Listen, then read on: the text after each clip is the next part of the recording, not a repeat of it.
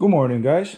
Okay, so we're working on this today. My son's head. Notice how VTEC is locked.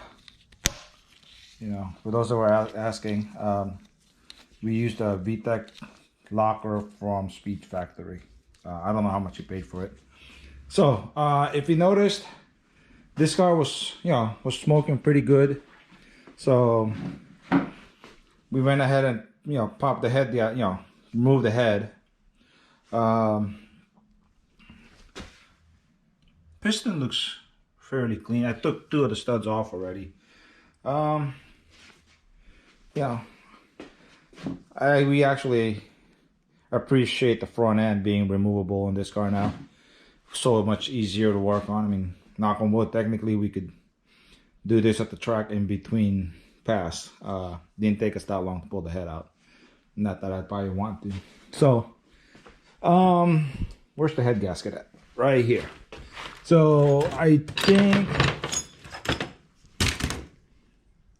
think the problem comes out to basically the head gasket sprung a leak right, if you notice, right there. It's almost, and that one's really worse. There you go. Sorry, I wasn't looking through the viewfinder. This is a Cometic head gasket. I don't think it's a head gasket fault. I honestly think Cometic is a decent head gasket for it.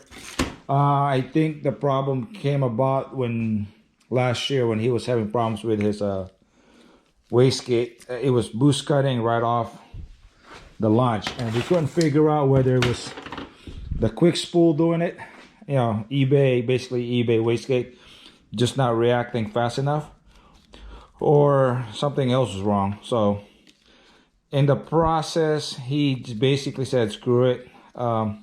He turned off boost cut, because I think at one point we were saying, well, no way this thing is making 40 psi of boost because it's a small GT35, right?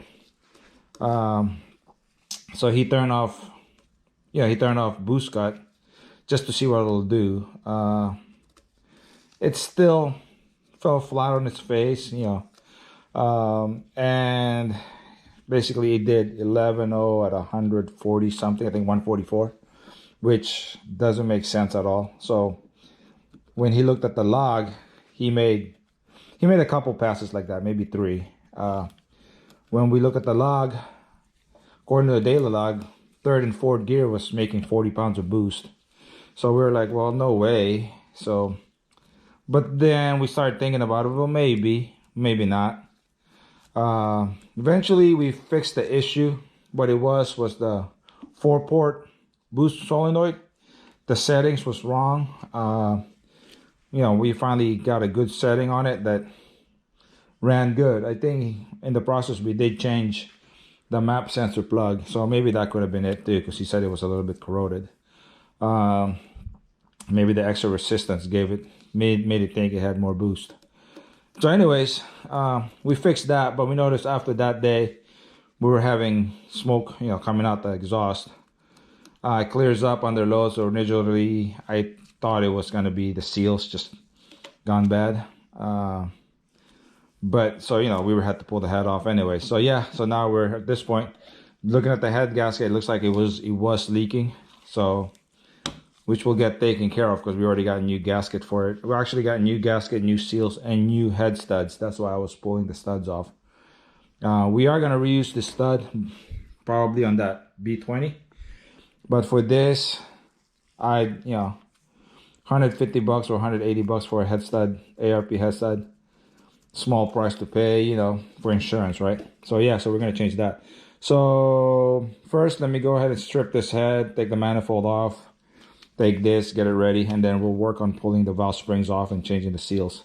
So yeah, let me set you up on a tripod and I'll be right back.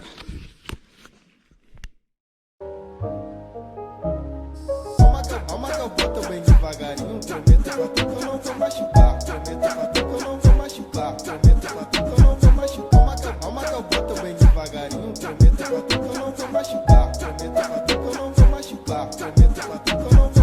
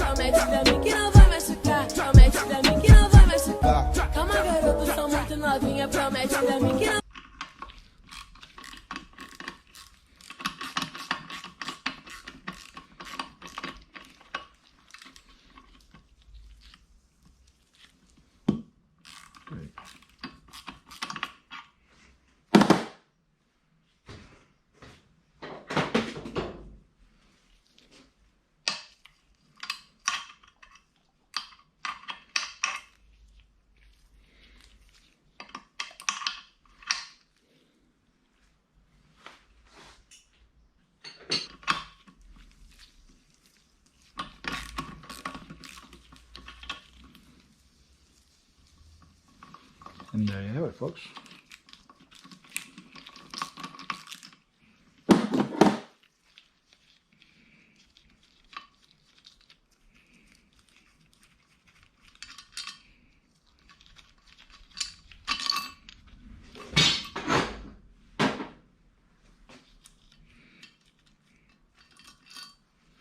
And there you have it, folks. Springs and retainer. Now this springs is a little too strong.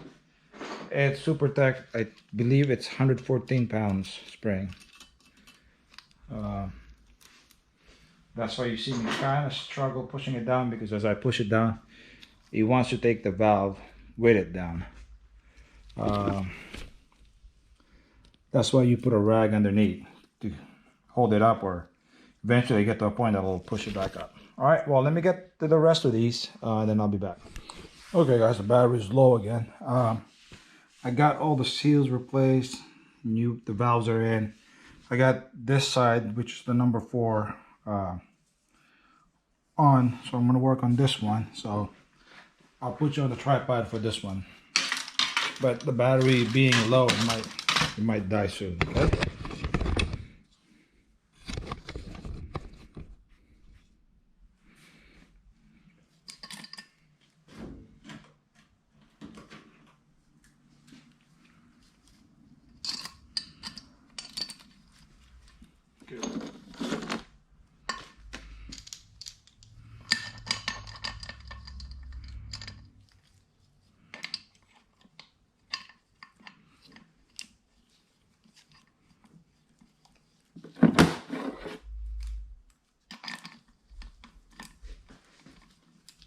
Assembly lube on the valve stem. That helps holds the keeper in place.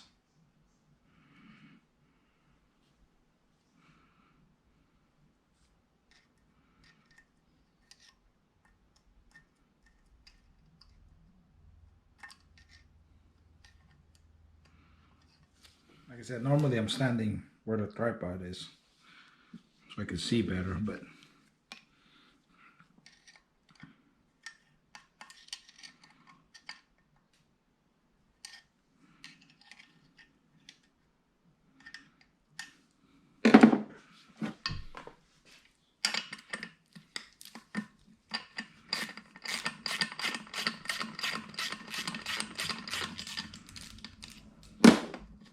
and there you have it. It's on. So I'm gonna do the rest. I'll turn the camera off because the battery is really low. Okay, there you have it, folks. It's back together. We used Super Tech valve seals.